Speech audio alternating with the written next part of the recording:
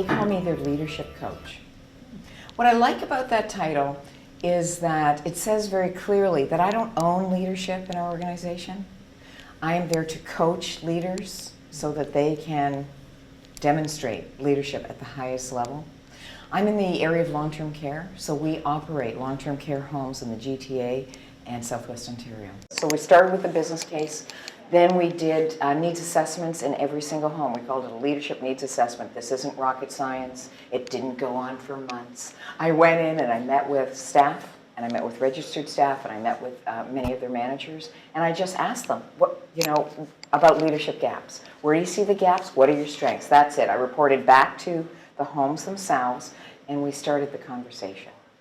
And then we set out on a path, based on those gaps that they had identified, we set out on a path of development. So that was, first of all, choosing a leadership framework. We've chosen emotional intelligence EI as our framework for leadership development.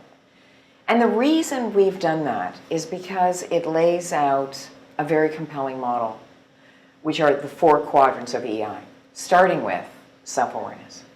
We know that many of the mistakes that managers make are really not because they don't know the technique.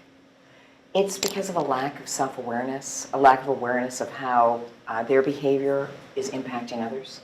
So we start with that first quadrant of EI, which is self-awareness. The second quadrant being awareness of others, which is empathy. Now you can imagine in our business, which is healthcare, how important empathy is in terms of our interactions with our beloved residents every single day. The truth is, you can't show empathy if you don't have empathy. So it's important that we talk about the importance of empathy for our managers, because people serve as they are managed. And if we don't care about each other, that will land on our services and on our residents. So that's the second quadrant. The third quadrant is managing self.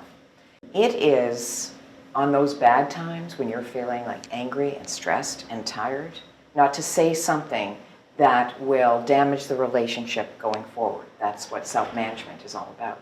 And we know that the #1 derailer of executive careers is a lack of impulse control. We all are at risk of being hijacked by our emotions anytime.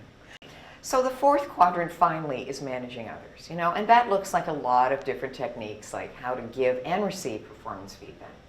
Coaching is an important part of managing others. Change management is an important part, taking initiative. There are many leadership competencies related to managing others. So the 4 quadrants of EI are being aware of yourself, being aware of others, which is empathy, managing yourself, and managing others. And it takes a heck of a long time to get prepared as a leader to manage others, or that's what we found.